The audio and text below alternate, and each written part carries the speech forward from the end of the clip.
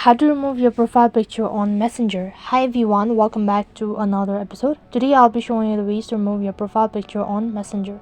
So in order to remove your profile picture on Messenger, first thing first, update your application and then log into your Messenger account.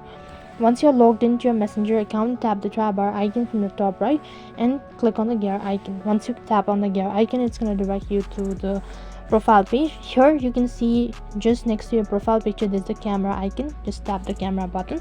As soon as you do that, you'll be able to see three different options, whether you want to take a photo or you can just simply go ahead and choose it from your library, or you can use the avatar feature, any of these. So in my case, I'm going to go ahead and select it from my gallery.